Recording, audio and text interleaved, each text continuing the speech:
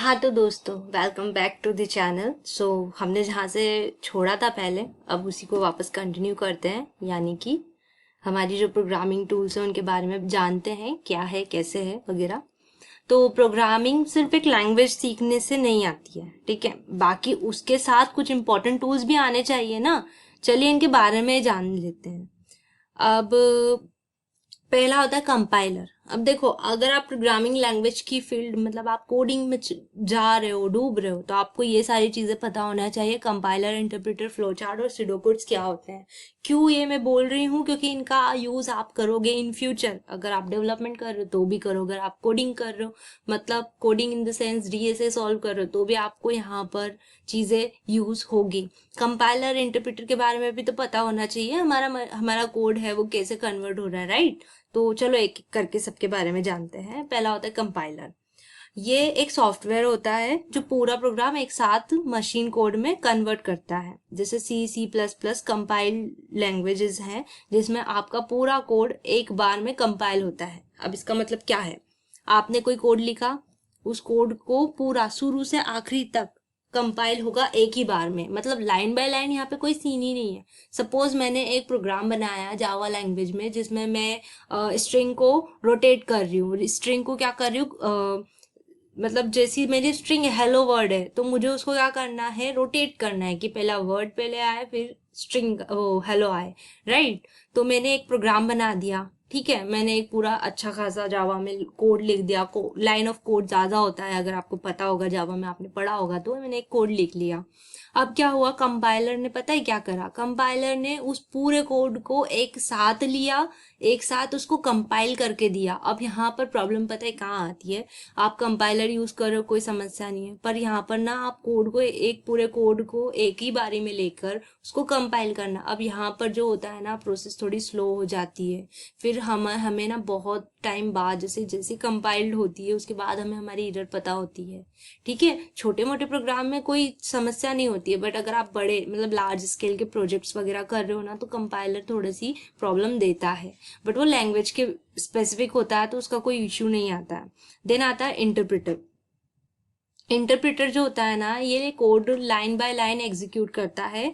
Python और JavaScript जैसे language interpreted use करती है, जो एक एक लाइन को रीड करके तुरंत आउटपुट देता है। अब वहीं अगर आपने जावास्क्रिप्ट कभी यूज करी हो, वेब डेवलपमेंट में यूज होती है मोस्टली। बाकी अभी तो डीएसए भी जावास्क्रिप्ट में कर रहे हैं बच्चे भी, और जो हमारे प्लेटफॉर्म से वो भी प्रोवाइड करे कि आप जावास्क्रिप्ट में कोड लिख सकते हो। तो वो भी क्या है, एक इंटरप्रेटेड लैंग्वेज है। मतलब मैंने कमांड प्रॉम्प्ट पे कुछ डाला। सपोज मैंने प्रिंट करा A+B, ये मैं पाइथन की बात करूँ, A+B मैंने प्रिंट कर दिया। मुझे सीधी सीधी अगर A की वैल्यू मैंने, सपोज मैंने 2+3 करा ना प्रिंट में, तो मुझे 5 आ जाएगा, सिंपल। वो क्या कर रहा है, लाइन बाय लाइन इंटरप्रेट कर रहा है और मुझे आउटपुट दे रहा है। अब दोनों में डिफरेंस देखना आप।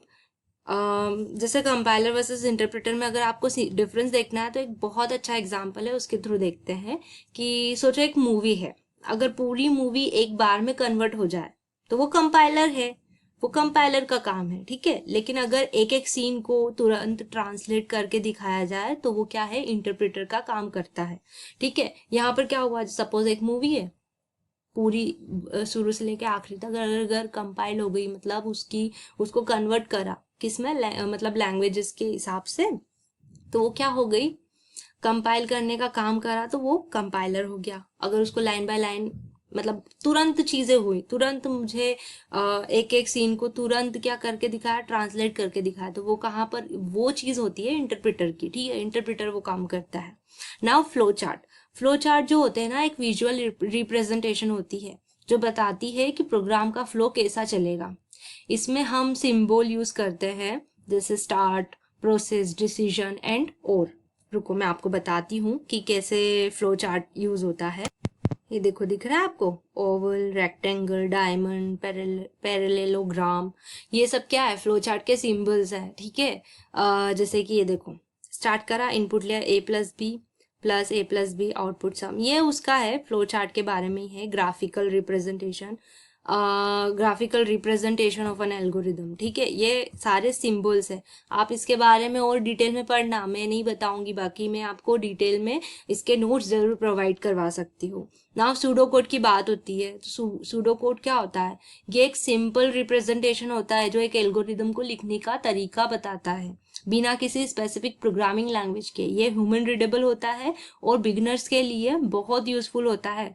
जैसे कि सपोज सिंपल वे है, प्लेन इंग्लिश है, मतलब मैंने जो दिमाग में सोचा मैंने उसको लाइन बाय लाइन लिख दिया, सूडो कोड वो होता है, ठीक है। जैसे कि सपोज मेरे को a+b करना है, देखो यहाँ पर देखो, स्टार्ट करा, इनपुट लिया a+b, सम करा a+b को, प्रिंट करवा दिया सम को, उसके बाद में मैंने एंड कर दिया, ठीक है। तो ये चीजें हैं जो आपको एज अ प्रोग्रामर पता होनी चाहिए कि सूडो कोड क्या होता है और फ्लो चार्ट क्या होता है, ठीक है। अब देखो यहाँ पे सूडो कोड वर्सेस पाइथन देखो अगर आप, तो यहाँ पर क्या होता है, इनपुट हमको a+b ही देना है। यहाँ पर मैंने पाइथन के अंदर इनपुट को देखो, सूडो कोड में क्या करा, मैंने इंटुएशन लगाया कि भाई मेरे को इनपुट लेना है 2 नंबर्स का, उनको सम करना है, उसको प्रिंट करवाना है। पाइथन में क्या करा, एक नंबर लिया, ठीक है, a, उसमें मैंने इन टाइप का एक इनपुट दे दिया, ठीक है। वैसे ही b भी लूंगी जिसमें इन टाइप का इनपुट ले लूंगी, किससे, यूजर से, फिर सम करवाऊंगी a+b और सम को क्या करवा दूंगी, प्रिंट करवा दूंगी,